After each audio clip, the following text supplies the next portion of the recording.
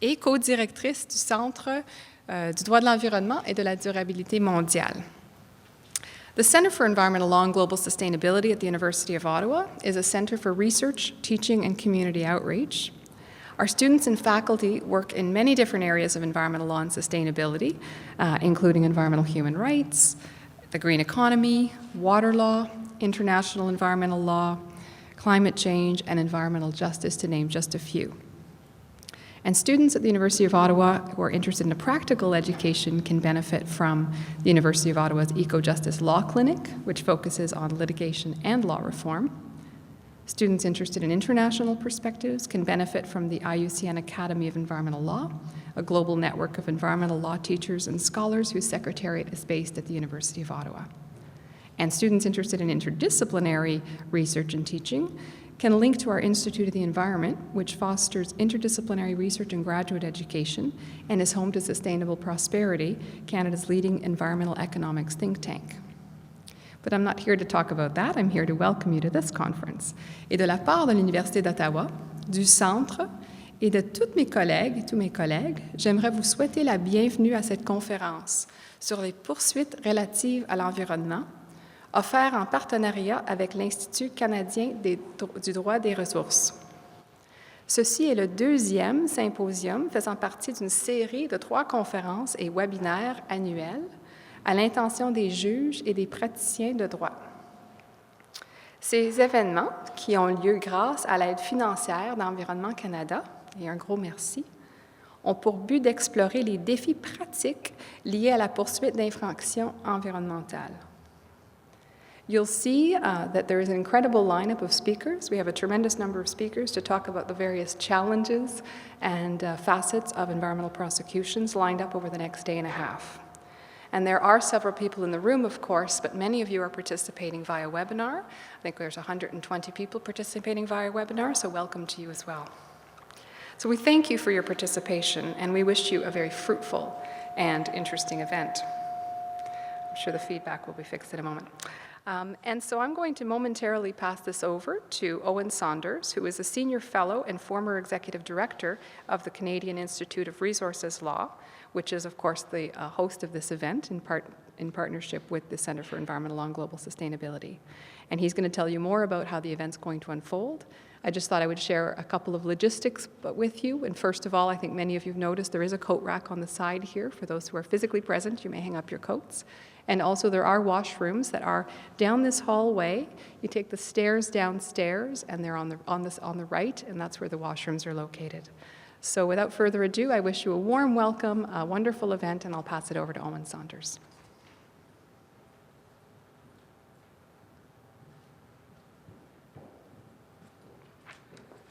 Well, I'm here to wish you a second good morning, though I can't do it quite as fluently bilingual as Natalie, I'm afraid.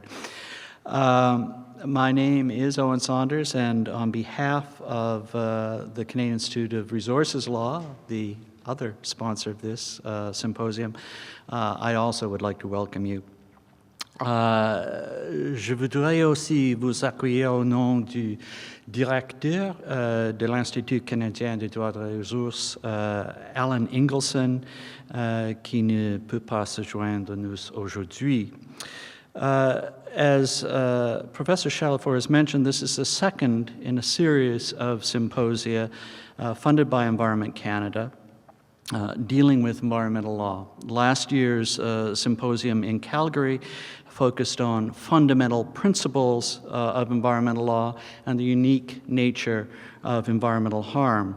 This year has moved on to address the issue of environmental prosecutions, and next year we are planning a symposium dealing with environmental sentencing.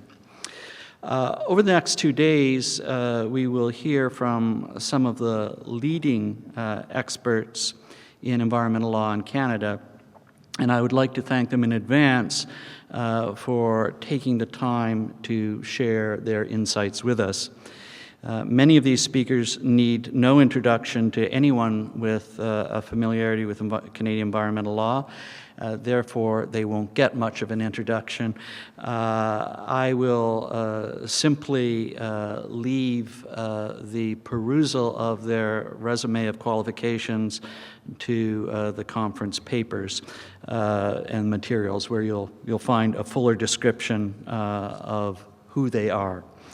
Again, though, my sincere thanks for their willingness to share their expertise with us over the next couple of days. I would also like to thank my colleagues at the Center for Environmental Law and Global Sustainability at the University of Ottawa for all their cooperation in co-hosting this symposium with us. I might note that we have cooperated with the Faculty of Law here at Ottawa in co-hosting national conferences on several other occasions, and it's always been a great experience. Finalement, je voudrais remercier Environnement Canada qui a fourni le financement pour ce symposium. Now, as to the question of languages for the symposium, some presentations will be in French and others in English. I'm not sure which will be the case. And although there will be no simultaneous translation, participants should feel free to send their questions in whatever language they choose. And of course, all papers and presentations from the seminar will be available in both official languages and posted to the symposium website. Pour ce qui est de communication pendant le symposium, certaines seront en français, d'autres en anglais. Il n'y aura pas d'interprétation simultanée. Par contre, les participants sont invités à poser leurs questions dans la langue de leur choix. Et bien entendu, les articles seront disponibles sur le site Internet du symposium dans les deux langues officielles. Now, as to how to send in questions from the web participants and the physical attendees, for those physically present, simply write your questions on the index cards provided. And if your writing is like the writing of my students, please print your questions. And for webcast participants, who Natalie has mentioned comprise the large majority of our audience, please submit your questions again in either French or English to the email address that you will find on the webcast homepage, and the moderator will then transmit the question to the speaker. Je voudrais répéter pour les participants par webdiffusion que vous pouvez adresser vos questions aux conférenciers, soit en français, soit en anglais, à l'adresse électronique que vous trouverez sur la page de la webdiffusion. So now let's move on to the people you have really come to listen to. And we're going to begin today's session with a discussion of a fundamental preliminary issue that is always or very often in the background of environmental prosecutions, and that is the initial decision to go forward with a prosecution and the interesting and sometimes challenging issue of prosecutorial discretion. And we're fortunate to have with us today Alex Aikajani, who is legal counsel with the Department of Justice in Ottawa, but is attached to the Department of Fisheries and Oceans Legal Services. And not surprisingly, this is where much of the federal interest lies with respect to environmental prosecutions. I think I have just moved us forward with a button there, so this is indeed the time for Alex to come forward.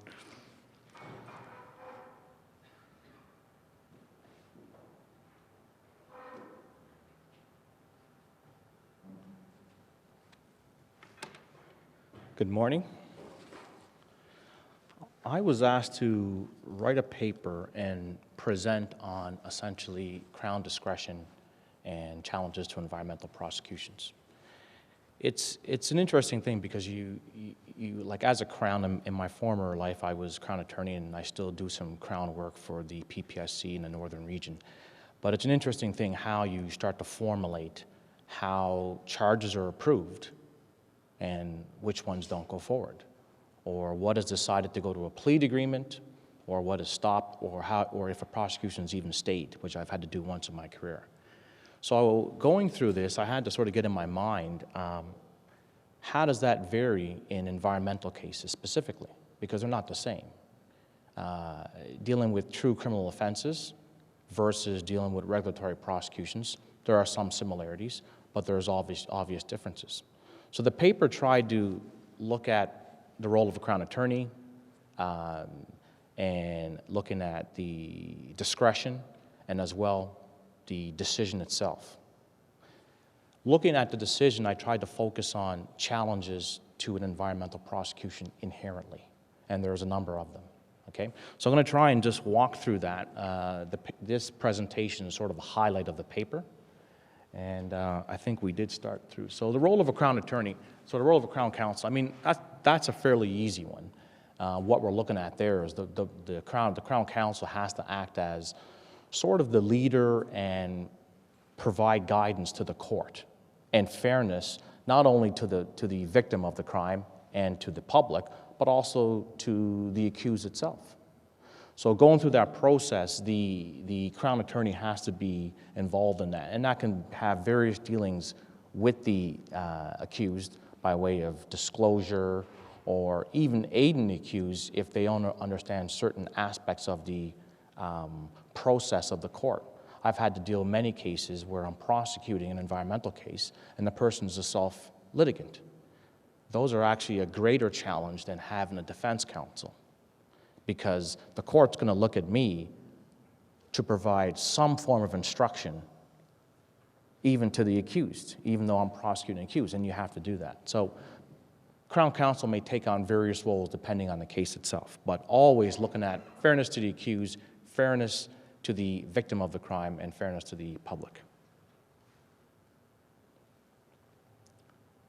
So looking at the discretion, I mean, I looked at a lot of cases. They pretty much say the exact same thing, and there's no magic to it. Ultimately, the discretion is with the Crown, and it's trying to find out, like, that given that essential independence on how to make a decision, free from politics, free from departmental or I was going to say the client, Crowns don't say client, or free from the investigative agency that you're dealing with.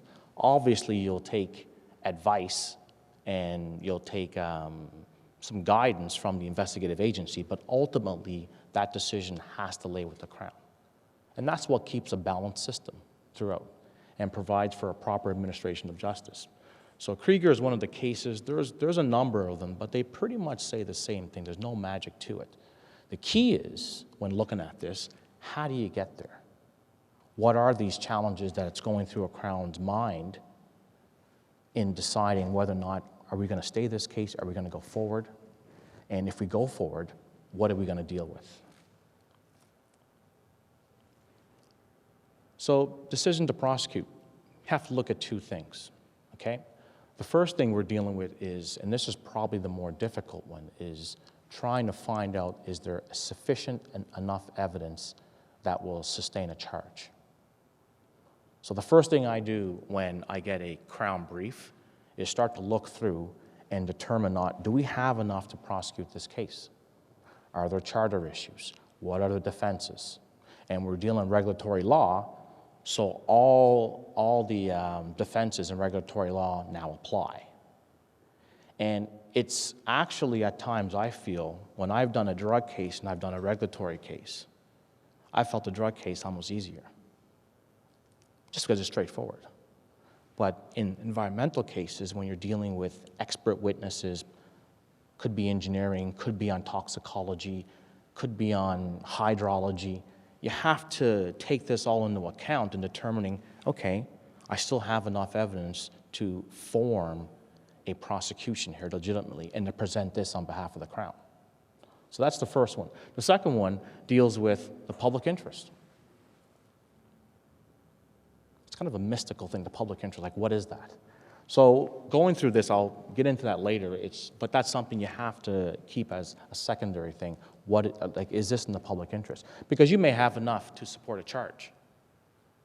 You may have enough to support a charge, but if it's not in the public interest, your discretion needs and ought to be exercised in that particular case.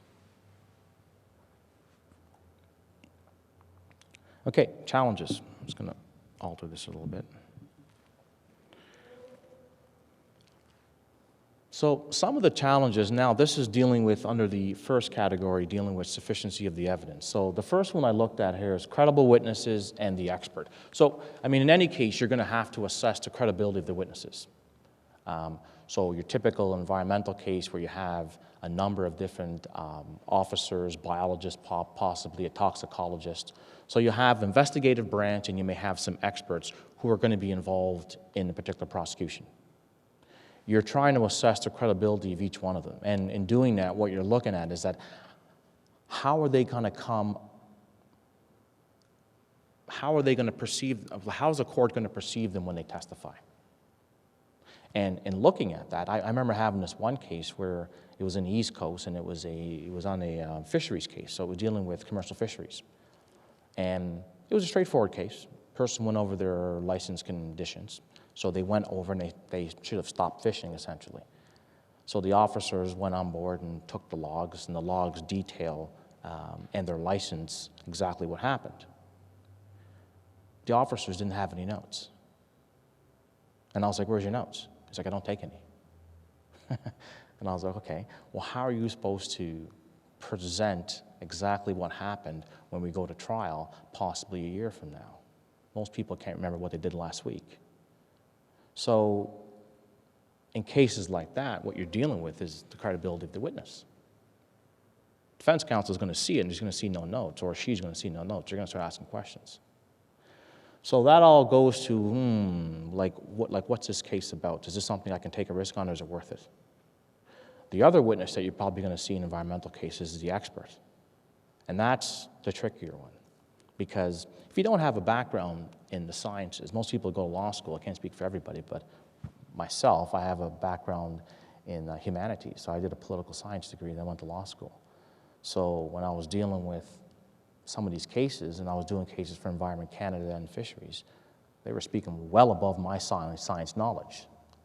So dealing with the expert is something special, because you're going to have experts that, or at least in my case, that are with the department, that work for DFO, and they're fantastic. PhDs, masters, biologists working 15, 20 years. Or you might have to subcontract if we don't have the specialty there. You got to start figuring out, what do they offer in this case? Is it part of the elements of the offense? So if you look at the Fisheries Act, one of the legislation I deal with the most, and looking at the two sections which I deal with, the two general prohibitions that deal with environmental law, Section 35 and 36.3. 35 deals with the harmful alteration or destruction of fish habitat, and 36.3 deals with the release of a deleterious substance in the water taken by fish. To prove those elements of both of those offenses, you need an expert. Only in certain circumstances under 36.3 you may not need an expert, and that's as if the governor and council have deemed the deleterious substance in the regulation, and we have that under pulp and paper regulations and the metal mining regulations. But in most cases, you have to call an expert, and that's something tricky, because it's like, are they going to present well? What are they going to offer the case? Can we present it in a manner that the court's actually going to understand? So that's some of the challenges with the expert. I'm just going to, can everyone hear me? Okay, that's a little better. Great. Admissibility of evidence, Section 8 of the Charter. That's ones that I think everyone still grapples with, quite frankly. And when you have inspector powers, investigative powers, if they're not exercised properly, and if the officers involved don't know how to exercise them, you might have some major issues.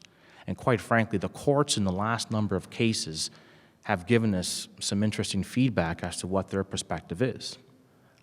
Maybe I'll just skip forward, actually. Yes. So there's basically 3 cases I can refer to on Section 8 that can provide a bit of insight. The first one was R versus Jarvis. Most of you probably know about that particular case. That was a case from the Supreme Court of Canada in 2002.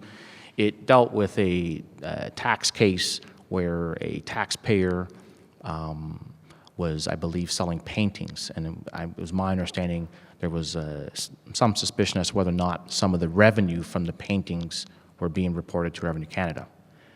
In that case, the inspector goes out, does an inspection. As a result of the inspection power they have under the legislation, they gather evidence. They bring it back. It's my understanding in that case that they had enough evidence at that point to put a charge forward. What they do, they hand it over to the investigative, because Revenue had 2 separate sides, one an inspector side, one an investigative side. Investigative side said, well, go back and get more information. We need this and this. The inspector goes back, grabs that information, using their inspection power. But at that point, what the court was looking at is that, did they cross that threshold? Because once you've crossed that threshold, they call it the Rubicon, then all the charter rights are now engaged.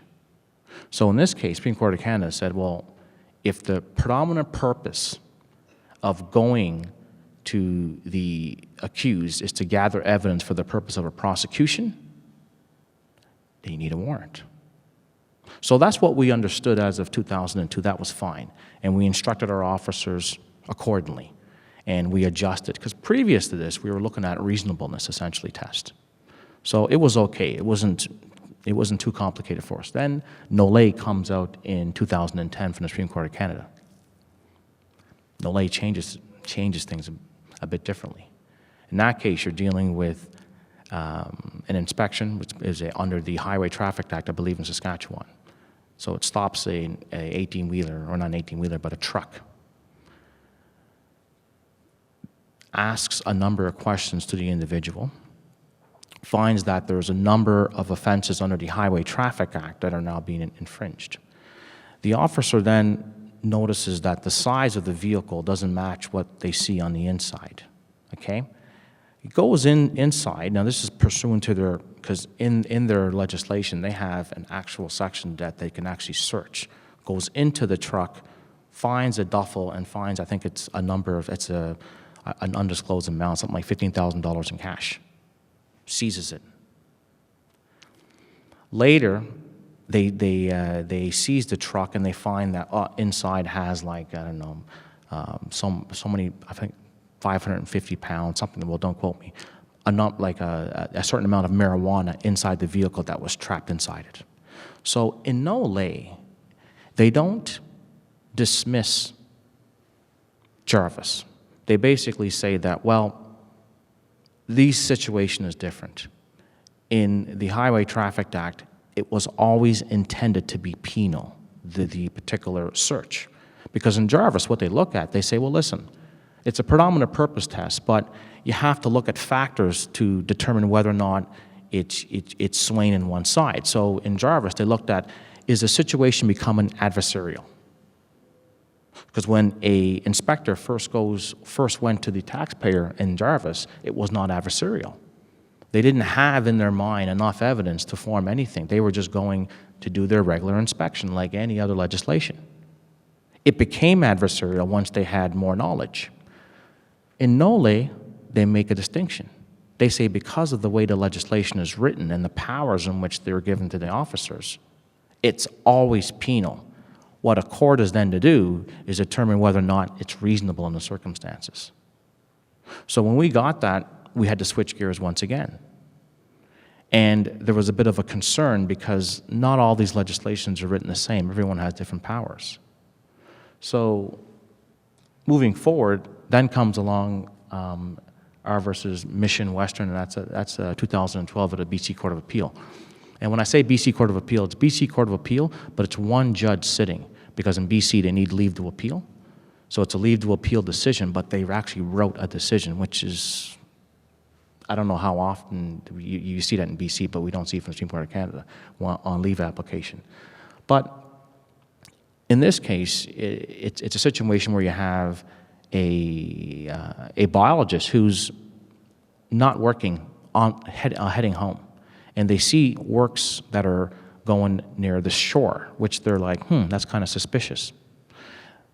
They go off, they go do their inspection, and they find that, wow, there's been a lot of riparian vegetation torn up, and it's not what it should have been. Apparently, in the facts of the case, there's signs, no trespassing, and so forth. In the facts of that case, the judge accepts that the biologist does not see these signs, but orders in the provincial court, it comes out that they use the predominant purpose test from Jarvis, and the court says essentially, no, they were going out to gather evidence for the purpose of a prosecution. So the evidence was thrown out, which was photographs and measurements. Appealed to the Superior Court. Superior Court applies no lay.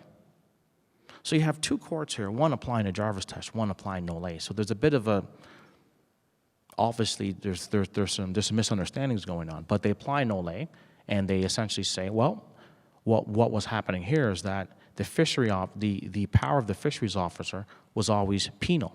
It's whether or not their actions were reasonable. So they basically take no lay.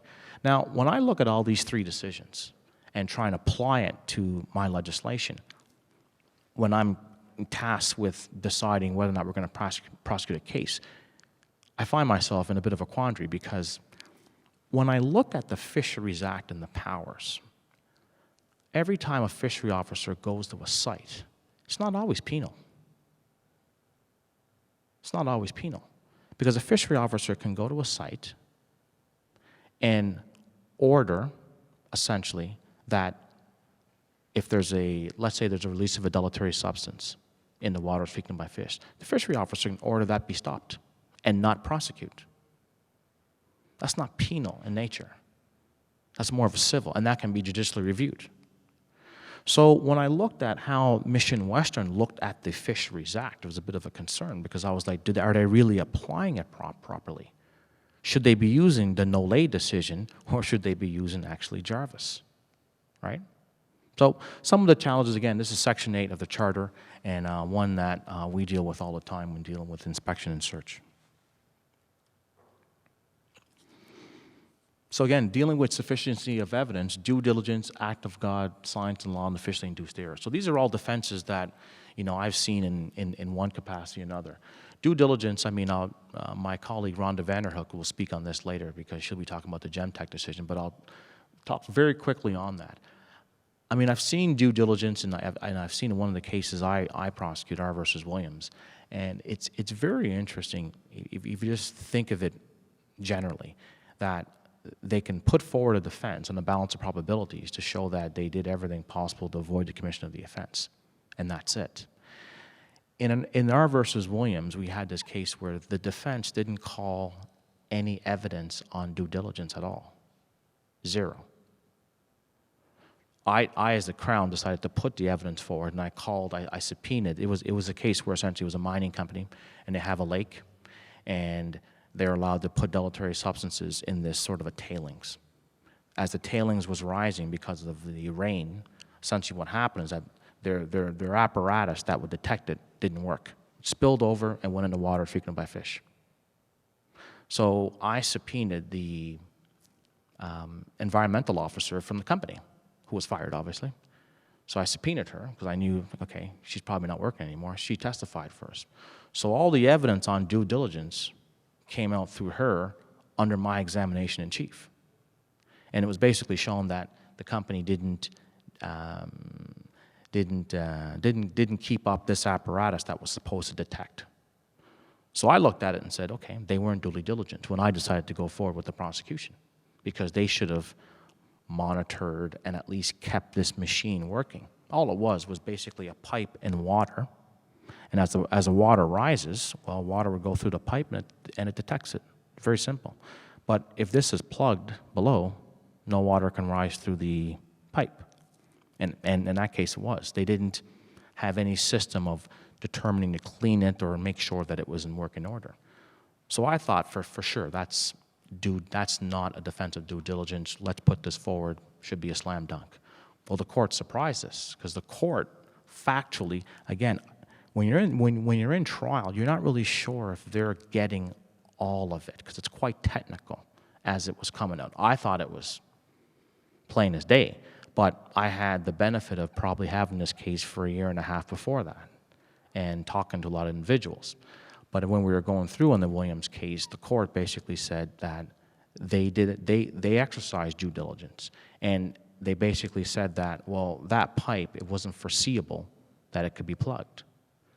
And I thought that was odd because that was the only thing that would lead the water through. So again, one of the situations where you think you have something and covered, and it surprises you once again. Act of God, I won't go into great detail, but I've dealt with that once. It was a 1 in 100 year rainfall, and a situation which just, it was a huge culvert. It was a lake crossing, and the culvert's just, it's a big pipe essentially that allows water to go through. So essentially in that case, it was R versus Weyerhaeuser. It was plugged. Weyerhaeuser, the pulp and paper company, did not monitor it, essentially. But what they put forward was that it was an act of God. It was so much rainfall that there was nothing anyone can do. And in that case, the court did accept it. We both called rain experts, and I think what happened in that case, the court got so consumed with the science.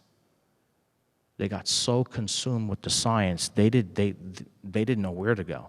And if you're the Crown in that situation, they're probably going to lean toward the accused. The accused has done their job, quite frankly. Science and law, all I was getting at there is just, it's just the complexities of some of these cases when you start calling hydrologists, rain experts. The courts can get overly consumed with it. And I try and make it more basic than what I probably used to do in the past because they can get overwhelmed with science. As the Crown, you've probably had it for, again, a year, so your knowledge of it's going to be different. So trying to present that now, I've sort of toned it down with respect to the amount of science I would bring forward to a case.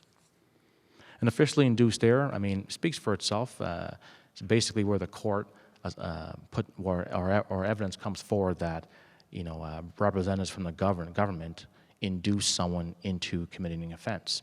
And I had it in one case where this individual, there's a power which fishery officers have in the Fisheries Act to basically order or stop something from occurring.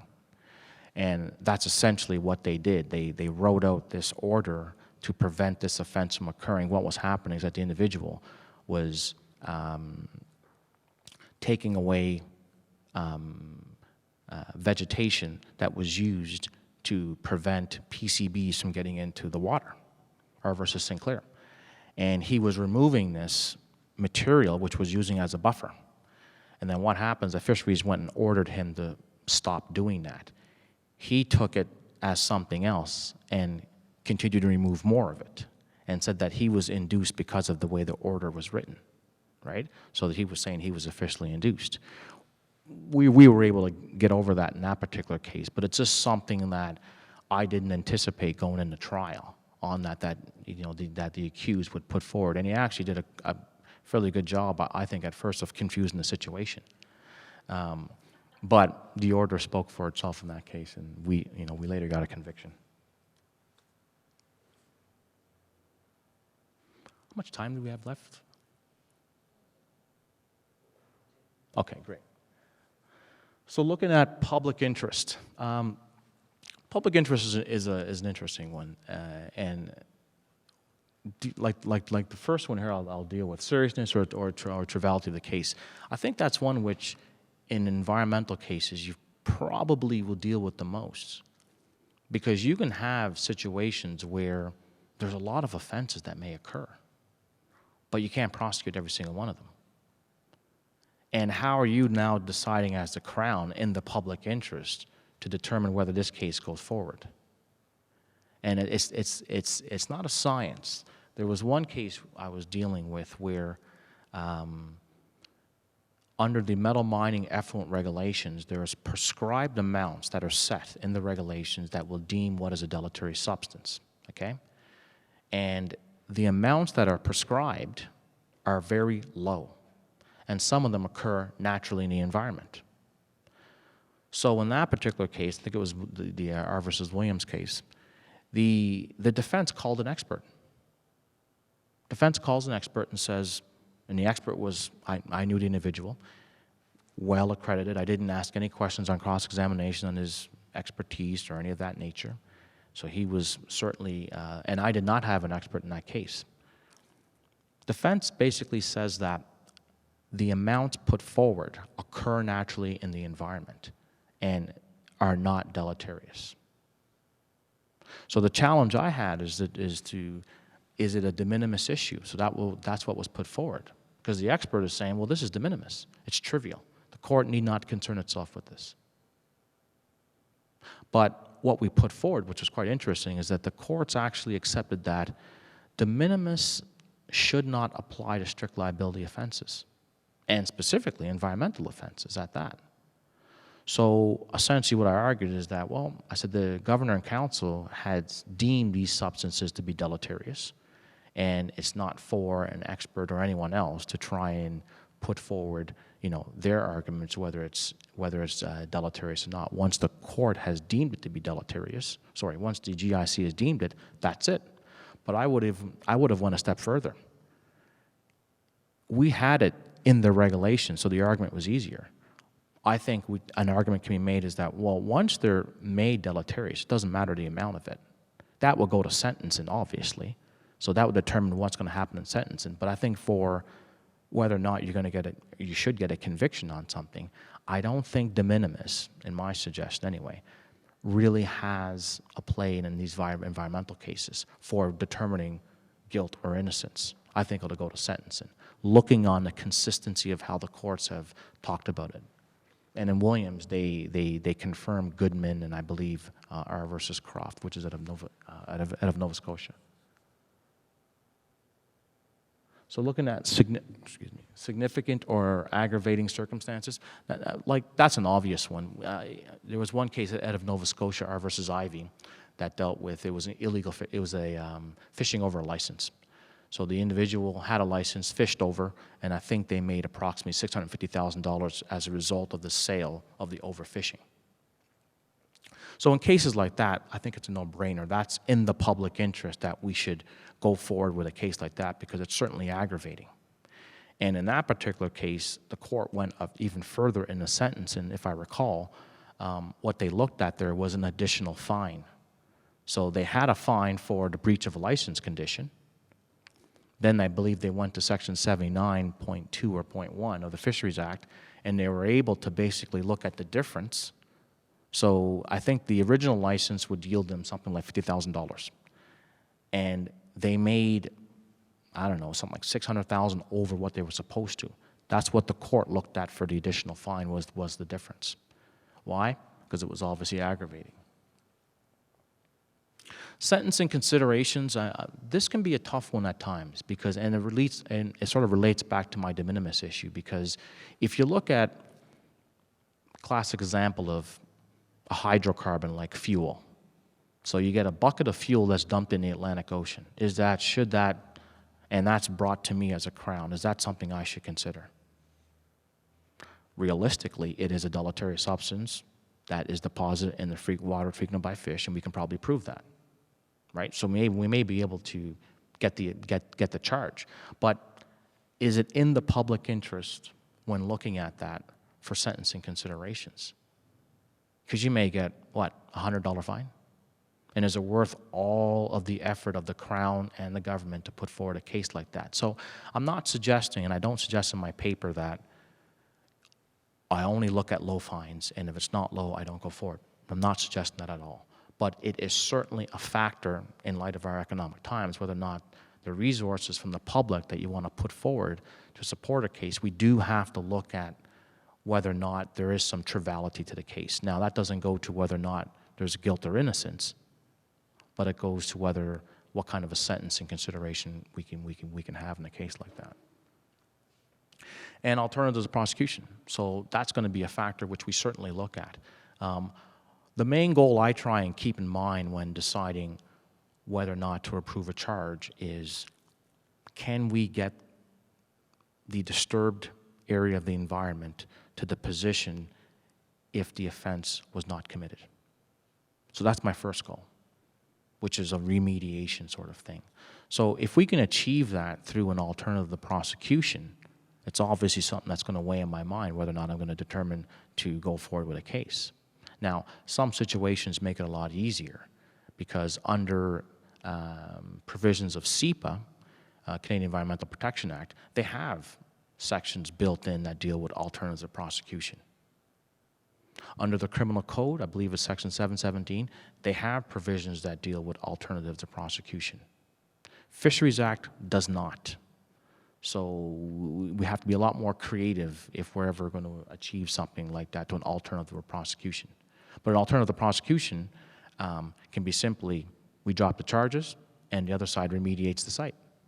That is an alternative to a prosecution. But still keeping in mind in the balance, are we still trying to protect the environment? Are they going to remediate it? And how do we try and get that? So anyway, that's the essence of my presentation, and that's all.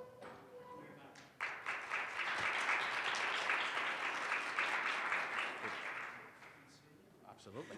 I thought I was done. I was on my way home.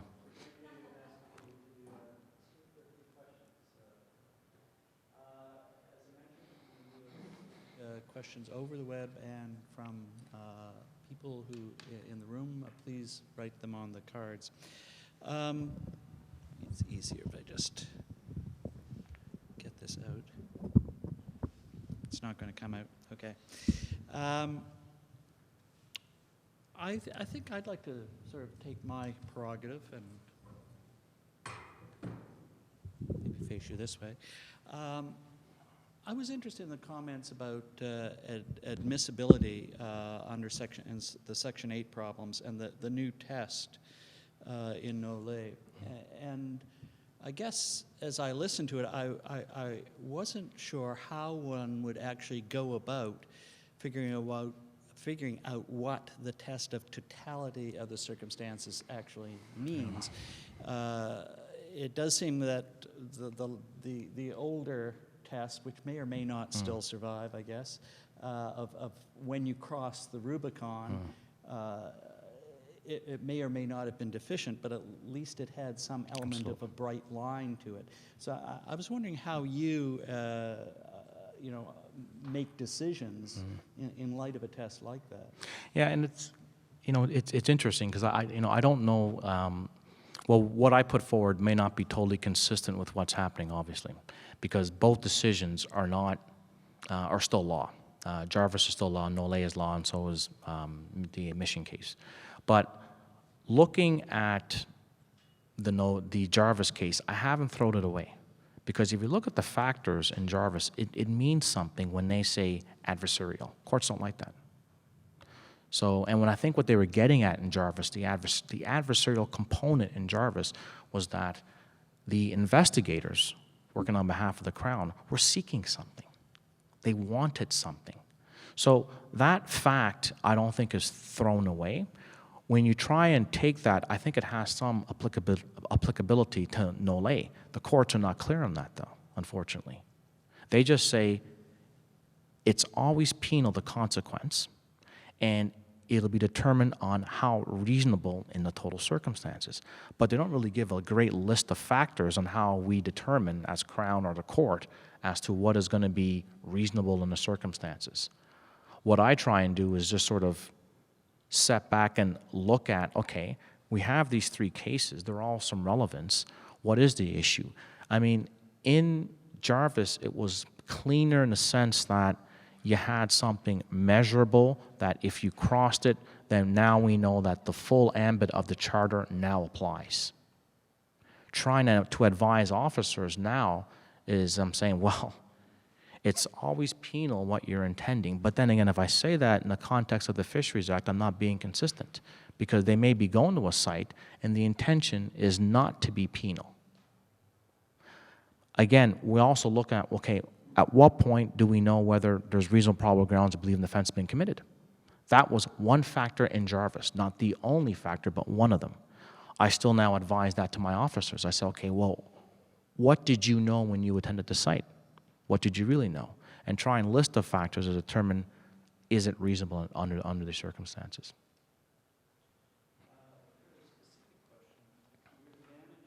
Minimal, do you recommend the fisheries officer issue a violation ticket instead? Yeah, we don't, for the environmental sections of the Fisheries Act, we don't have that ability. I shouldn't say we. The fisheries officers don't have that ability to issue a ticket. So if that would have to be it would have to be listed under the Contraventions Act, and it has not been listed yet. So they don't have the option to be able to list an amount. It would be, obviously, it'd be great if they can issue some tickets for much more smaller offenses. It would make sense. But I think what they did, I think they had looked at that at one point and didn't see it to be feasible. So they don't have the ability to issue a ticket. One other question about alternatives to prosecution, which Yes. you touched on at the end. It strikes me that when one talks about alternatives to prosecution, especially in a criminal or quasi-criminal context, you're getting into some very dicey area that it's almost policy. And the role of a prosecutorial discretion there seems to me one that you might feel a little uncomfortable about. How do you deal with that in terms of getting input and so forth? Because it strikes me that is something that, if I were a prosecutor, I would be, Yeah. somewhat uncomfortable, but Yeah. in that role. Absolutely. Again, it would depend on, first of all, where the charge is coming from. Okay? If your legislation has built-in provisions that deal with alternatives of prosecution, it's a lot easier. Because in most of those scenarios, what happens is that there has to be a charge. The accused has to accept guilt of the offense. The charge stays part of the court. And basically what it is, the Crown goes in and they have an agreement, and there's a filing. It's not stayed, but it's essentially put aside, and there's certain steps that the sections of the Act will guide you through. Fisheries Act, unfortunately, does not have that. So yes, you can put yourself in awkward positions, but what I try and do, I still guide myself in the concept of this. The goal is to try and get the site into the same position as if the offense had not been committed. So factually, let me throw a scenario at you. You have a situation where you have riparian vegetation along a shoreline. Trees and bushes growing, it's good for fish. Construction company comes by and blows it away. Okay? May not be the hugest offense, but it's still something that's definitely you can prosecute. Defense counsel comes to me and says, let's deal with an alternative to prosecution. Of course, I'm going to say, well, what's on your mind? My client will clean it up and they will give money to the local university that does research on riparian vegetation. I can't throw that away. I got to consider it, but I got to consider it in the lines of what the law allows for. I'll say, sure, I'll go talk to the DFO, whoever I'm working for. And what can happen is that you can go into court, you can tell the court what your intentions are. Try and work with the court and say, okay, can we stay the prosecution, but we're filing some stuff with the court. We can want to be able to resurrect this if the remediation's not done. So what I try and do is just involve the court process, and most, if not all times, they're very open to that kind of suggestion. But again, I still try and keep it filed within the courts in case the individuals don't remediate the site as was agreed to. Thank you. One other sort of general question I had, and this reflects my background coming from the West, where a lot of, certainly the resources regulation and implicitly environmental regulation actually, is done by regulatory tribunals, especially the Energy Resources Conservation Board. The model there is quite different because you have not only an expert tribunal, but you have, in Calgary especially, an expert bar. They do very little but that. So the conversation is able to dispense with a lot of detail because there are sort of technical understandings on a wide range of issues. And I guess my question is, in an environmental context, how does one deal with the challenges presented, which you've raised, of these technical matters, both with respect to having a general counsel to lead the prosecution, and also with respect to a court that will typically not be composed of an expert or experts. I suppose there are a number of ways of dealing with it, at least in terms of counsel. Places like Alberta, as we'll see later, have a special prosecutor that is trained to deal with environmental offenses and concentrates on those. I'm not too sure what the answer is with respect to the court, but I'd appreciate your views in terms of both the expertise of the litigator, especially the prosecutor. There is an environmental bar, after all, on the defense side, and also in terms of how you approach the court with some of these matters in terms of how you handle the evidence in the courtroom setting. Yeah, I think, well, for federal justice, I can only speak for federal justice, there's certainly a number of trained and qualified prosecutors who can certainly understand what a bioassay is or what BOD is, all these technical terms, because they've just dealt with it enough. Okay, so I think where you might get some growing pains is that with federal justice, there's also Crown agents, and they might not only be doing environmental prosecution. So they're essentially private prosecutors that are acting as agents for the Crown. So, but we try and aid them, and prosecutors try and aid them because they do get support from Crown agent supervision, which is a section within PPSC. So the prosecution can be ready, I think. Now, the question, I think, formulates and goes back to how do you present this jigsaw puzzle to a court? And I think it's two things that you have to at least keep in mind. One is like the very technical nature of some of these cases. And I've seen expert reports go 50 pages on hydrology. Great for hydrologists, but that can be something to consume within 2 days of direct examination and cross-examination, quite frankly. And secondly, you know, you mentioned in Alberta some of these special tribunals. And when I hear that, I think of, people who are experts, and there's a self-interest, right? When you're dealing with provincial court, you're dealing with a array of matters. So, you know, you can be dealing with break and enters, you can be dealing with drug cases. They're not necessarily going to be experts in environmental law. So part of what the Crown has to get in their mind is that you have to gauge the judge you're dealing with. It's human beings, after all, and how to properly get the attention of the court. Because you can be walking into your trial, and just before your trial starts, you can be dealing with a sentencing hearing on a sexual assault. And the tone of the court is something. So how do you now go from that to dealing with a charge under the Fisheries Act for the removal of riparian vegetation? See? So you might not be able to fix it, but at least you have to go in understanding that. And whatever skills you have yourself to gauge the judge, and hopefully you've got the right experts. Because some of the experts I try and engage is not just the ones that have the PhD. It's the ones who put on their boots and actually go to the site and can tell a story, more so than tell the technical side of a story. And I think if you do that, well, that's what Crowns do, is tell a story. And if it's done and packaged in a way, I think the courts can get it, as long as they're not overly inundated with the science. And that deals with the reports, and it deals with the questions in which the Crown is going to do in their direct examination. Because at some point, they might just lose, I'm not going to say interest, but follow the storyline of what you're trying to say. And that's not a magical number, and it's going to vary, you know, depending on the court you go before. But I think that's the approach I've seen, and I've tried to emulate when I've gone into court.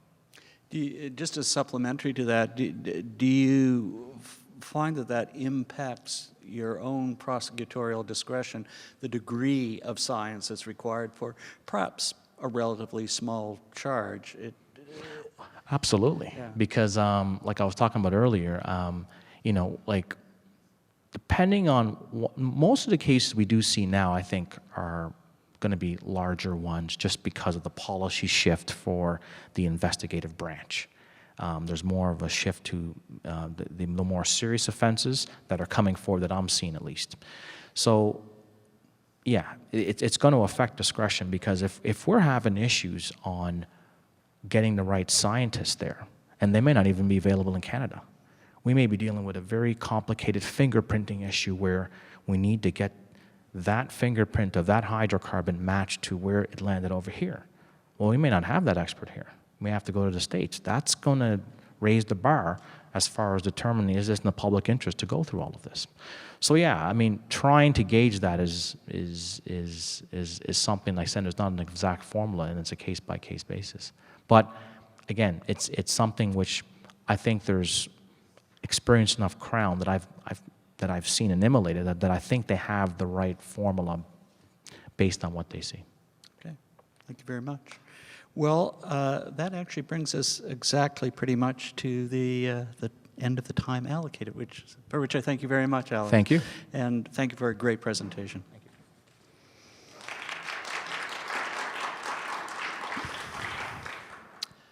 We're going to move on now to what is really the other side of the coin, and that is when the Crown is facing accusations of regulatory negligence.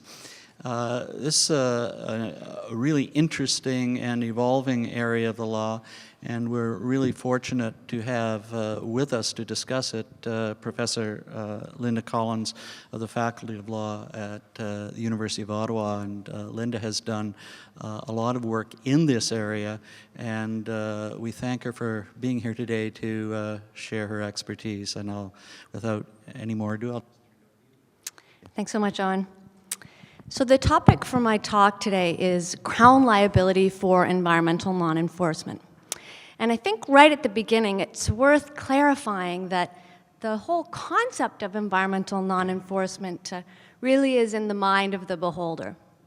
So I got interested in this phenomenon of the non-enforcement of environmental statutes and regs more than 10 years ago, actually, when I was a summer student at the Sierra Legal Defense Fund, which is now Eco-Justice Canada. And at the time, Sierra Legal was deeply involved in a freedom of information battle with what was then the provincial government of Premier Mike Harris. And Premier Harris had made a decision to stop releasing enforcement data for environmental infractions in Ontario. So previous to that, the data had been made public on a rolling basis year to year. And of course, Sierra Legal was interested on the ongoing enforcement efforts of the provincial government and began to request this data under freedom of information laws. And what we learned in doing that was actually that particular government was quite interested in not releasing this data. So we were getting letters that would say, we're happy to share the data, forward us a check for $35,000, and we will pass it on. And we, of course, would appeal that decision. And it tended to take about a year of freedom of information litigation before we would get the data. And when we analyzed that data, this was for infractions that were actually reported by the companies, by the emitters, under the various regulations that require self-reporting. And so we found that a little under 10% of these written admissions of environmental violations were actually being prosecuted. And the NGO community viewed that as fairly serious non-enforcement. But of course, I just want to concede that on the other side, government, of course, could have said, well, we are enforcing the act. We're enforcing it where we see what we view as serious violations. And these exceedances didn't merit an actual criminal prosecution. We're doing other things, abatement orders, voluntary programs, whatever. One of the interesting things that we found, actually, was that the types of offenses that were most likely to be prosecuted were those committed by smaller operators. So we saw sort of mom and pop shops being prosecuted more frequently, and accidents, spills, midnight dumping. So in other words, anomalous environmental incidents were prosecuted more frequently than chronic pollution by the large emitters. So again, it's in the eye of the beholder, really, this concept of non-enforcement. My colleague, Alex Ikejani, I think makes the excellent point. The prosecutor is faced with finite resources. You know, you can't prosecute every exceedance, and government has to make decisions. When it comes to tort liability, the mind that we're really concerned about is that of the plaintiff. And plaintiffs tend to see non-enforcement when they've been harmed by environmental pollution that seems to be covered by a relevant regulatory scheme. So the plaintiff sees a statutory provision that prohibits the emission of contaminants that may cause an adverse effect. The plaintiff suffers, say, respiratory harm as a result of air pollutants or property contamination, and says, wait a second, there's supposed to be a regulatory regime that's protecting me from this. And when individuals feel that the statutory scheme has failed them, that's where they tend to go looking for a tort lawyer. So this is how we get into this topic of tort liability for environmental non-enforcement. And another clarification just right at the beginning, it's quite clear that there is no tort liability for a particular prosecutor's decision not to prosecute a particular case. So the prosecutorial discretion is very broad, one could almost say bulletproof. It's very difficult to attack even in an administrative law context, and it is immune from tort attack.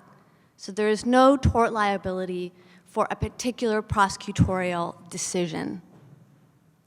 And that has been clear for a very long time, but we saw in particular in the Inco case, which many of you will be familiar with, which dealt with decades-long pollution with nickel oxides in the community of Port Colborne.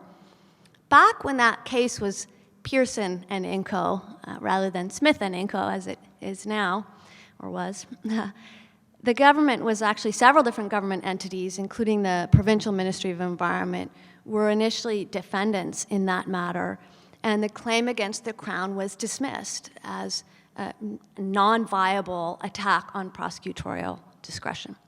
So then how is this relevant in this symposium?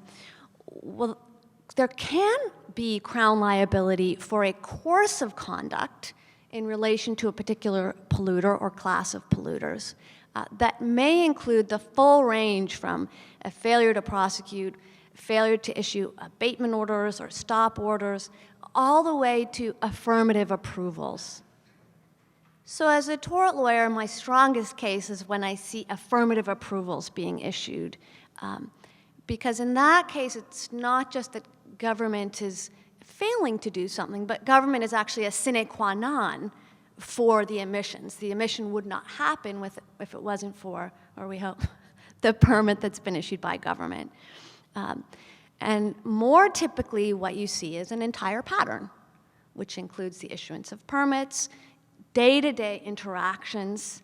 A lot of the regulation is daily phone calls or weekly visits, abatement officers working with the company, and then all the way through to a failure to mobilize the whole suite of remedies that may be available under the statute.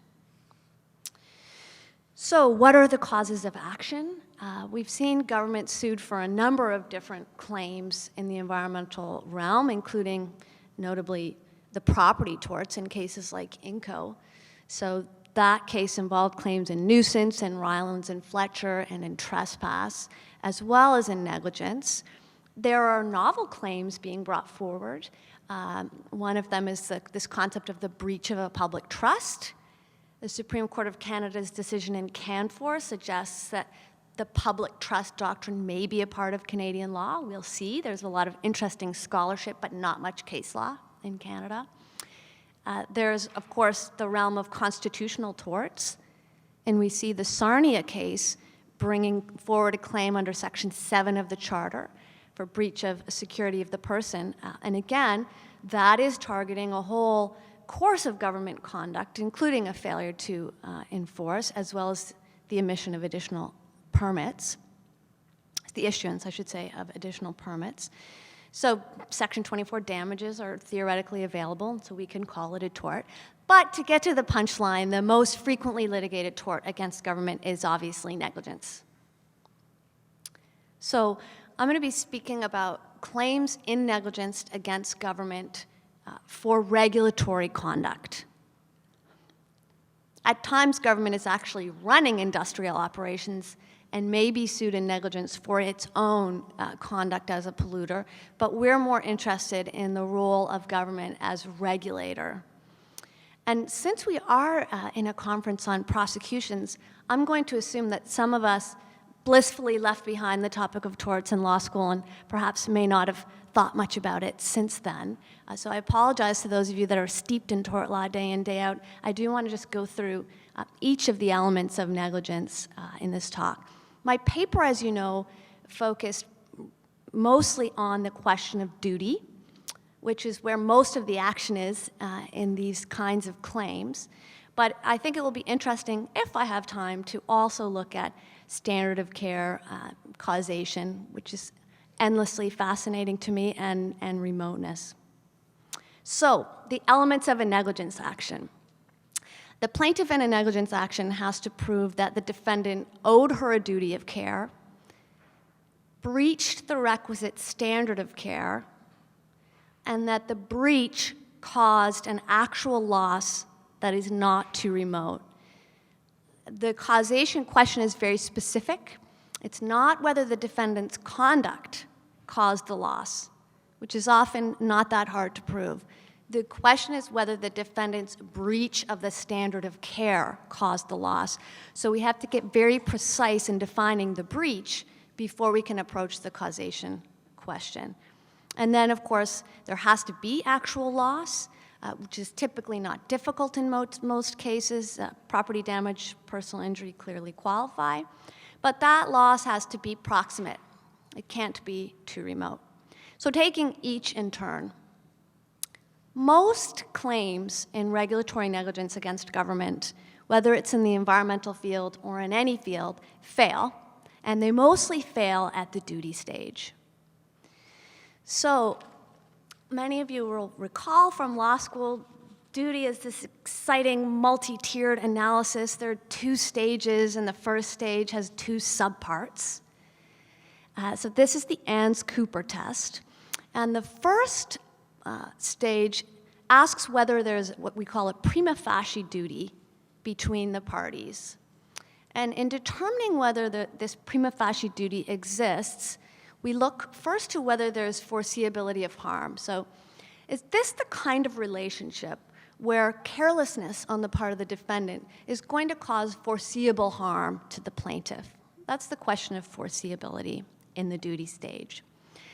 The second subpart of Ans stage 1 asks whether there is proximity between the parties. And this proximity element is the one that is most frequently defeating claims in regulatory negligence against government.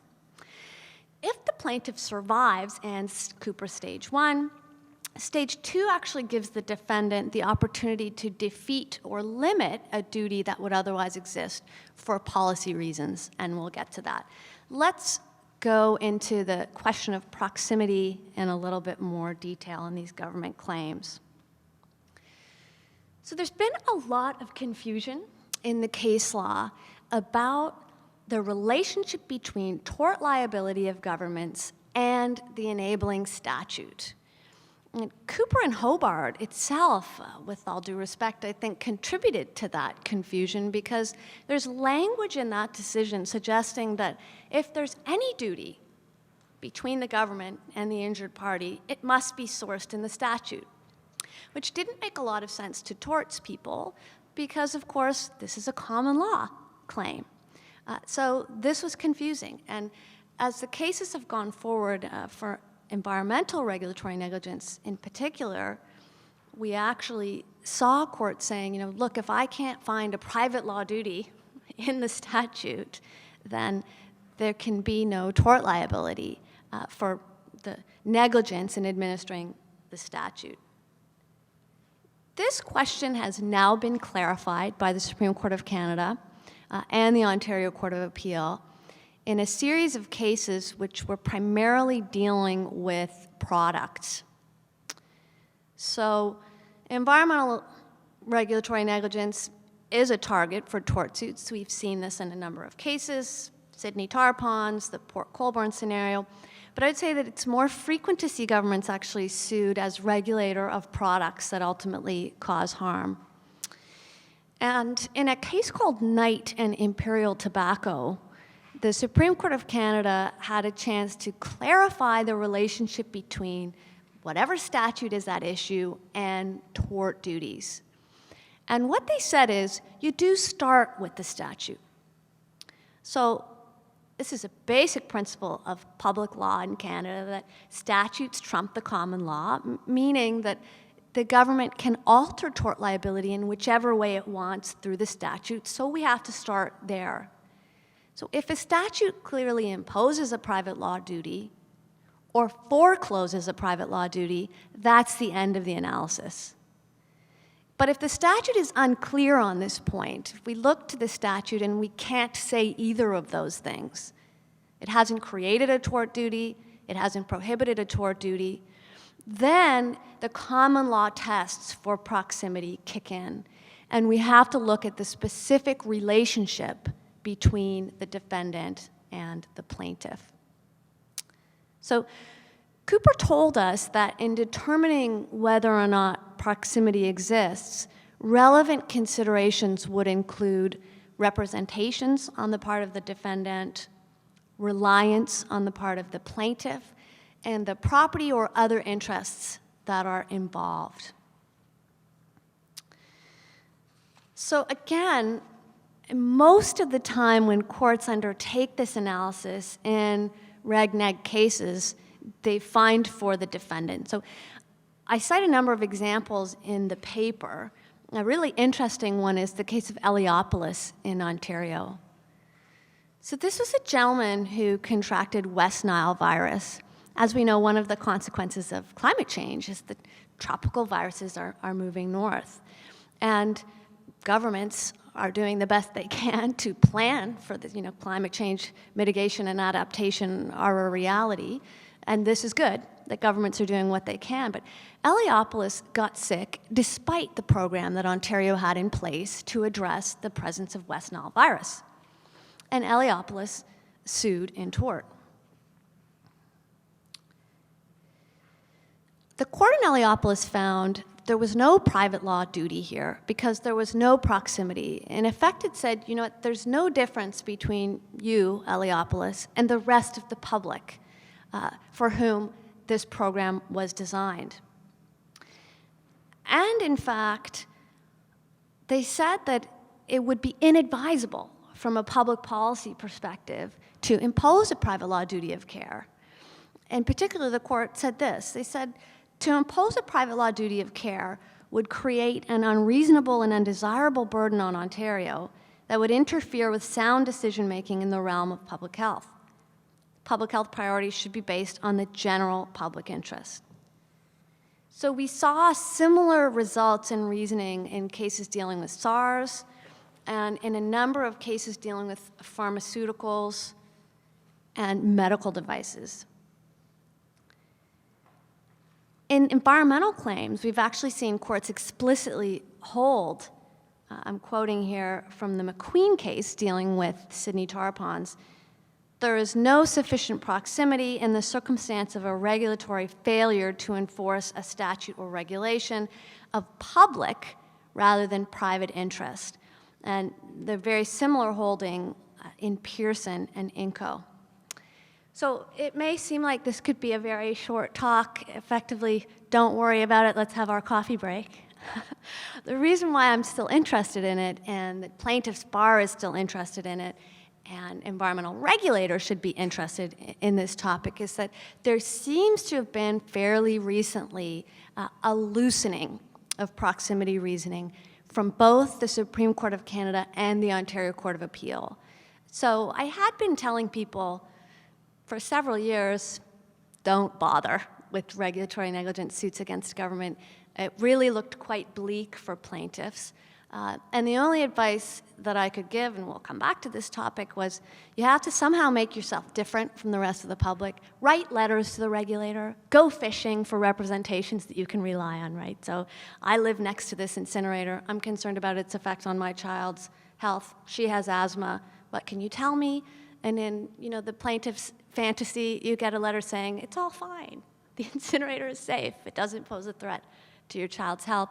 And then I think you have something that distinguishes you from the rest of the public. But on the whole, it didn't look like regulatory negligence suits, particularly for environmental non-enforcement, were worth pursuing, especially in the context of economic realities that firms have to fund these litigations, and they typically do so on a contingency basis. So in other words, they're out of pocket until and unless they win.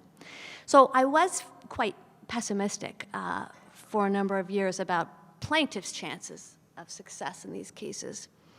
The Supreme Court of Canada's decision in Knight and Imperial Tobacco and the Filoka and Pinkerton cases, to me, have changed things. So Knight dealt with two cases that were consolidated at the Supreme Court of Canada. One was the BC government's suit under its tobacco cost recovery statute against the tobacco companies. And the other was a class action of plaintiffs, individual plaintiffs that were harmed against tobacco. And the tobacco companies cleverly attempted to join the government of Canada in both claims. So they actually brought a claim, a third-party claim themselves against the government of Canada, and they argued that they were entitled to contribution and indemnity from the government of Canada with respect to the claims made by plaintiffs against them. So this went up to the Supreme Court of Canada, and they had to assess as a threshold matter this problem of duty, and in particular, proximity. So in Imperial Tobacco, the Supreme Court of Canada held that the government of Canada did not owe a prima facie duty of care to consumers of low-tar cigarettes. They looked first at the statute, which did not impose a private law duty, but then they made some holdings that suggested what you would need in order to pass this proximity threshold. So what they said was there were no specific interactions between Canada and the class members, and that Canada's statements to the general public regarding the characteristics of light cigarettes, so I think I forgot to mention, this suit was specifically targeting so-called low-tar cigarettes, which were low-tar but nonetheless caused harm. So although there was a finding against proximity, the Supreme Court of Canada begins to give us more guidance about what kinds of interactions you need. And in particular, the decision suggests that public representations, so statements on websites or government-mandated statements on products, or the kind of pamphlets that you might find at a community information session, may not be enough, that what you need is an individual interaction. And in fact, it's not that uncommon in environmental non-enforcement cases in particular to have those individual interactions, because particularly if you're dealing with a contaminant that's very palpable for affected people, for example, something that stinks, even the best-natured and most tolerant citizens tend to object. So I had clients a couple of years ago, for example, who were dealing with a portable asphalt plant in their community, and they couldn't be outside in the summer, and their kids couldn't be outside because the smell was so noxious, and some of them would have migraines, and some of them would have asthma attacks, and these were not sort of officious intermeddlers, but they did feel they had certain property rights, and so they were constantly hounding the relevant regulatory officials, and there were a lot of meetings and a lot of emails and a lot of back and forthing. So I think the kinds of interactions that the Supreme Court suggests in Knight may be sufficient to meet the proximity hurdle are often going to be present in non-enforcement cases. Remember, in a non-enforcement case, you're dealing with a plaintiff who has a problem and a statute that seems to prevent that problem, or at least in the plaintiff's mind, it ought to. So in the plaintiff's mind, we came together as a democratic community. We decided on certain standards for environmental protection. These were embodied in statute. We set up a regulatory structure, and it's not working. This is the plaintiff's perspective. And that scenario, especially when people are dealing with really serious interferences with their everyday lives, produces activism. You know, it can transform somebody who has never been an activist into a very active activist, somebody who on a daily or certainly weekly basis is contacting the relevant regulator. So Knight says you have to have specific individual interactions, and I'm suggesting those will often be present in the environmental non-enforcement context. The second case out of the Supreme Court of Canada that I think provides some hope to plaintiffs is the Filoqa and Pinkerton case. So this was actually a case dealing with a labor dispute. Some of you may be familiar with it, up in the Northwest Territories. There had been a labor dispute, there was a strike, and the employer was bringing in replacement workers. And it was a very, very volatile situation. So there had been rioting on the picket line, and there was private security involved, hence Pinkertons, and the government was also involved. And tragically, a criminal accused actually allegedly planted a bomb. The bomb detonated, and there were deaths. So we see then a tort lawsuit being brought, and the allegation is not, one of vicarious liability. The court says right away, nobody is saying that any of these parties, the government or the security company, are directly responsible for the tort. The allegation is that they failed to prevent it. And in Filoqa, the Supreme Court of Canada finds that there was sufficient proximity between the regulator and the injured parties. And they make mention, for example, of the fact that the regulator had repeatedly attended at the mine site to inspect it, that there was a statutory duty to inspect, and in fact to shut down mining if it was unsafe. And so the court says, in fact, this kind of scenario writ large, broadly, the death of miners because of an unsafe working condition is exactly the thing that this regulator was supposed to prevent. And so they find that there is proximity. And I think we could use, very similar, we could paraphrase their reasoning on proximity and apply it to many cases of environmental pollution, that whether it's abatement officers or enforcement officers, they will have attended on a regular basis at the site. They will be reviewing emissions data. There's a very intense engagement with the individual operations. So I think Filoqa, if you're on the government side, gives cause for concern, and if you're on the plaintiff side, suggests these cases may not be absolute losers from the outset. So much for proximity. Again, just to distill it, I think the fundamental challenge is to distinguish your plaintiff from the rest of the public. It's not enough that you're part of a public that was supposed to be protected by a regulator. You have to be different. Filoqa also made mention of the fact that this is a discrete danger, a danger of harm against a discrete community. And that was also made mention in the case of Jane Doe and in court's subsequent discussion of Jane Doe, that we were looking at a measurable and discrete community that might be harmed. So this suggests it's not every case of environmental non-enforcement that's a good candidate. But, for example, when we're dealing with the immediate neighbors of a polluting facility, that probably is a discrete and measurable community sufficient to meet those kinds of standards. In some cases, for example, in Port Colborne, the company and the government actually have delineated the plume. So it's very discrete. You can draw a line around it. There's contamination of so many parts per billion up to here. And I think that may be enough in some cases to overcome proximity. Should the plaintiff succeed in proving proximity, typically they lose anyway, because of the second stage of the duty analysis. So this is where a duty can be defeated or limited based on policy considerations. And I apologize every year to my first-year students. Unfortunately, as confusing as the terminology is, one such policy consideration is the fact that the decision under attack is one of government policy. So if the Crown can convince the court, you're really attacking our policy program as a government. We had limited resources and we had to decide where to put them, and we decided to invest in daycare, healthcare, education, rather than environmental protection in this one instance, then the tort claim will fail. So a duty can be defeated even when you have proximity and foreseeability if you're challenging a government policy decision. In order to attract liability in tort, the decision has to be an operational decision.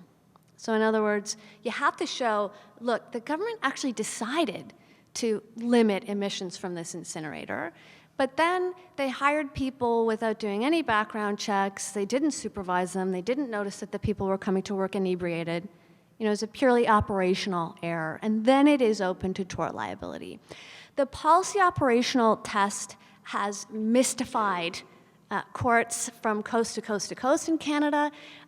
It's a difficult one to predict in terms of what courts are going to find. Some people have even suggested that a finding that a decision is one of policy or operation is more conclusory as opposed to part of the reasoning process. In other words, if the court intuitively feels this is the type of decision that should attract liability, they find that it's one that is operational. There are certain general considerations, though, and I think there are some clear cases. So if the decision is made at a very high level, if it involves weighing polycentric concerns and allocating scarce resources, it's more likely to be found to be one of policy. On the operational end, the ideal scenario for a plaintiff is if there's an actual policy document where the government has said, we will inspect road sites, and then they don't do it, or they do it in a way that's clearly incompetent.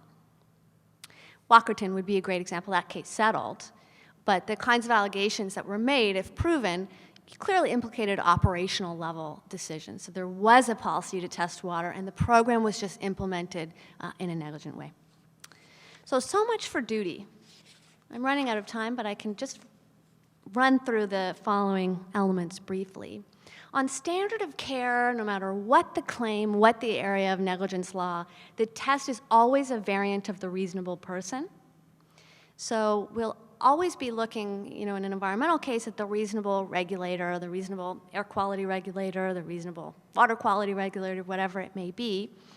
The only modification is that a number of decisions have suggested that we should take a more liberal approach to standard of care if the defendant is a government entity.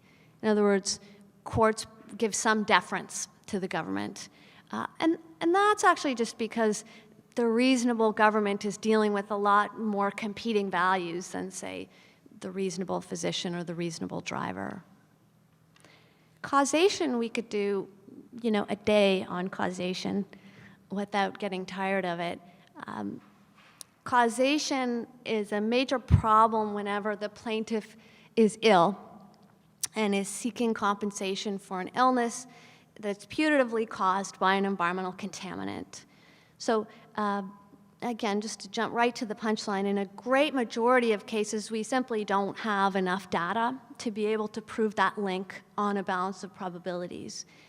But there are exceptions, and these would be the contaminants that cause what are called signature illnesses. So there are certain illnesses that actually identify their own cause. Asbestosis is caused by asbestos, silicosis, etc.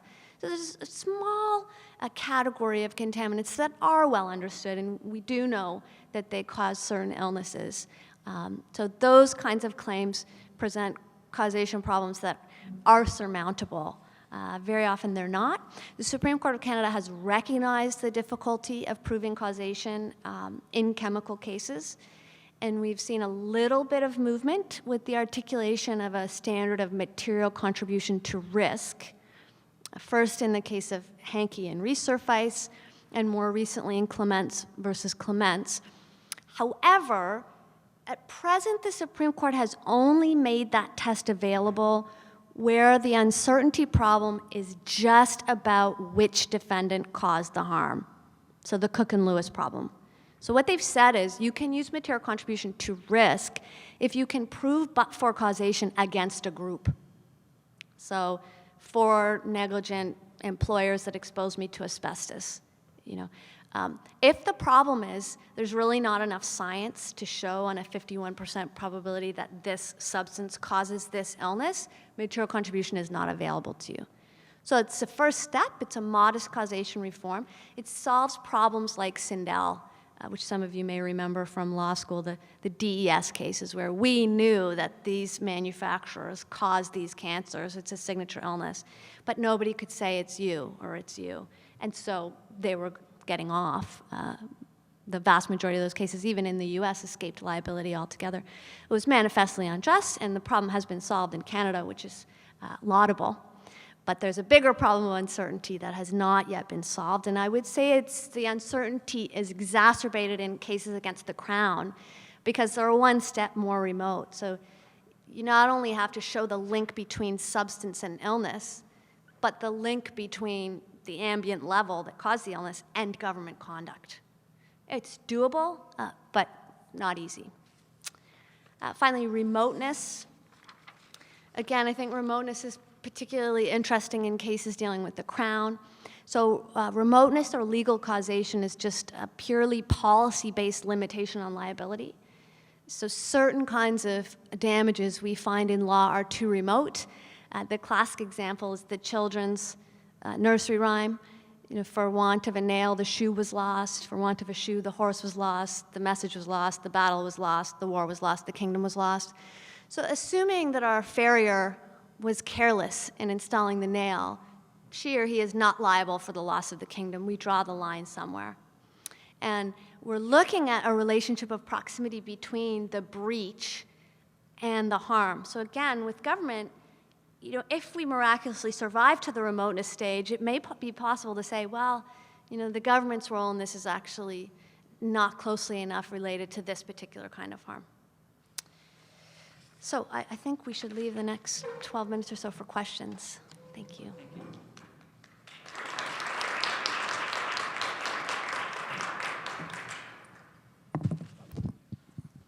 Brought back bad memories of tort law, actually. Not a course I did well in. Okay, we'll open the floor to any questions you have. You have little cards to ask them. I wonder, though, just to start off, because it's, I guess, a logical link to the last presentation on how the Crown sees things in terms of prosecutorial discretion. And the question of negligent implementation, a failure to prosecute. I know there's an opening there. You've got a pattern of conduct, I guess. But if you have prosecutors saying, no, I turned my mind to it in each case, does that sort of bulletproof, as you and many of others have described prosecutorial discretion, does that basically immunize the Crown, or do you think there's a real opening there? It does seem that is sort of the last bastion of discretion that almost can't be questioned. Yes, I would agree with that. I mean, for all intents and purposes, it's a bulletproof discretion. There is something called the tort of misfeasance in public office, where you can show bad faith, but the standard is incredibly high. So, that misfeasance in public office requires something like, I didn't prosecute because it's my brother's company, or I didn't prosecute because I refuse to prosecute people of a certain race or something. It's really exceptional, egregious, and it's so rare it's not really even worth thinking about. So yes, the prosecutor's decision whether or not to go ahead is immune from tort liability. You can only look at a pattern of government conduct, and it has to include something beyond just the failure to prosecute. Otherwise, it's a non-starter.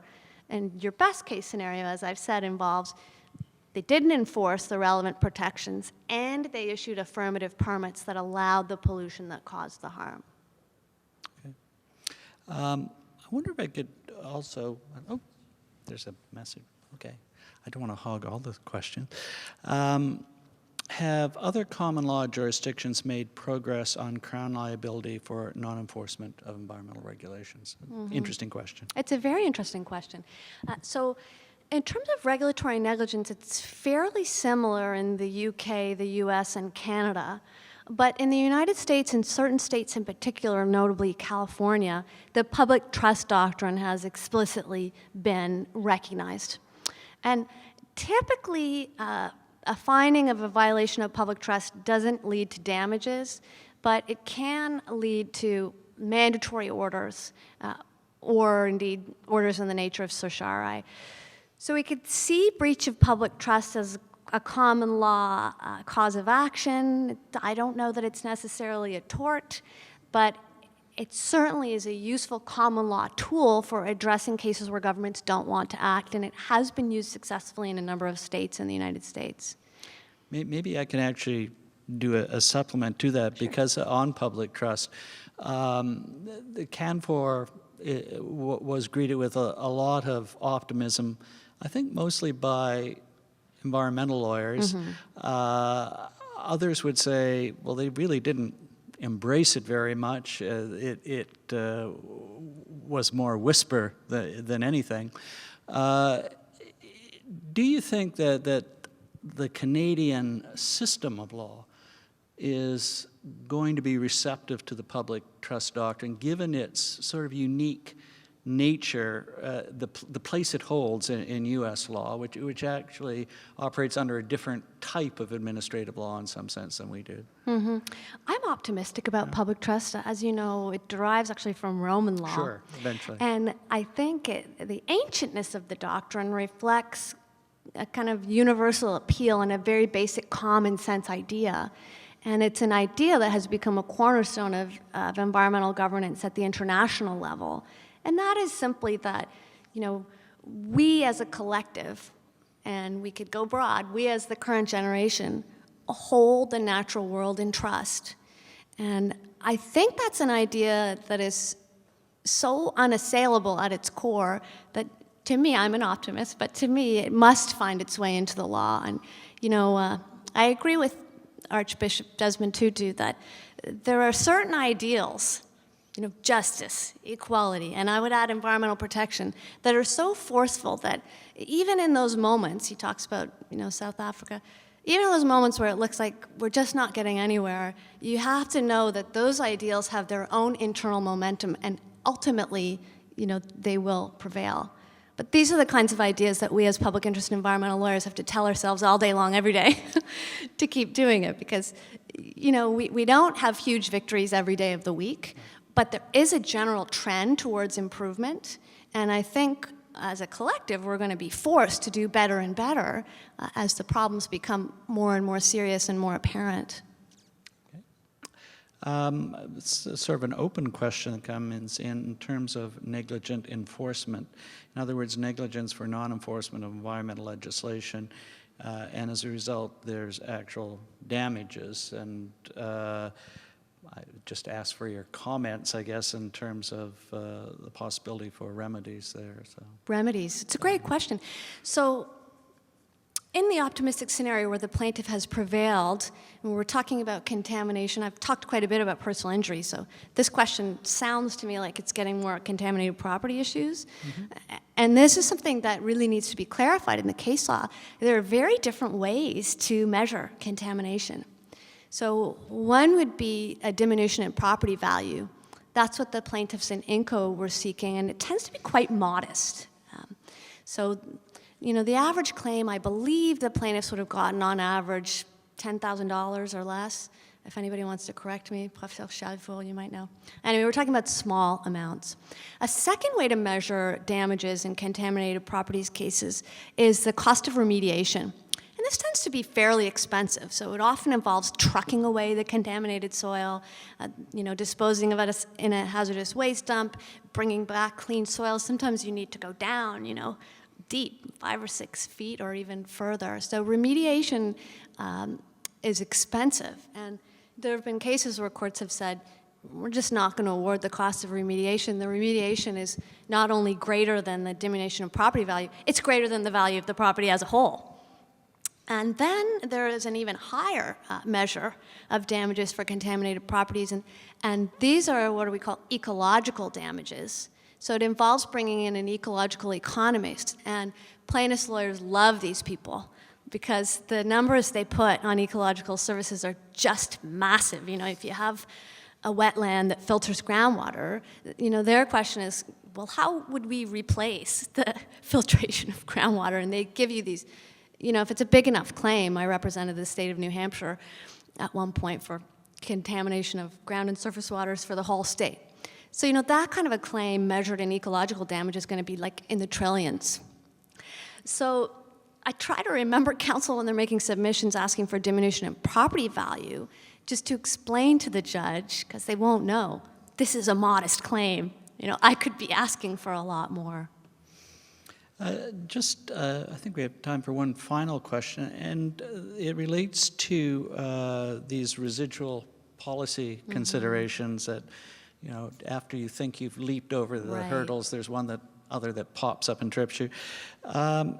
You mentioned, I think, even in your paper, that this distinction that seems to be accepted in Canadian law between policy considerations or policy decisions and operational decisions has been one that's been criticized by scholars.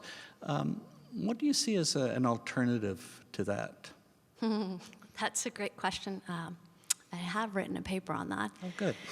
But a number of scholars have suggested a general test of reasonableness. In other words, that maybe there should be a catch-all secondary stage that allows the court to negate a duty just because it views it as unreasonable in the totality of the circumstances.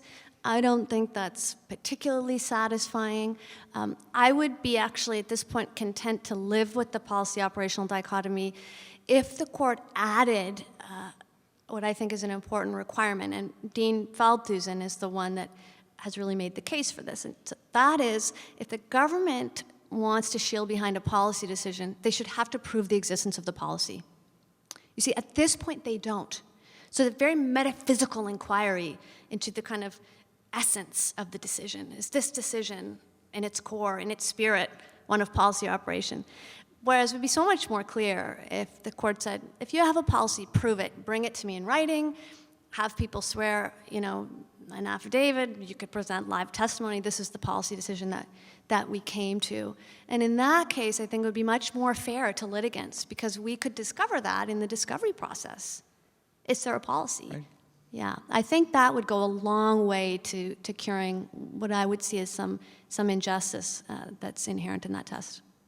Well, thank you very much. That brings us exactly to coffee break time, but I do want to thank our speaker and both speakers for the first sessions and two extremely interesting papers, so thank you. Thank you.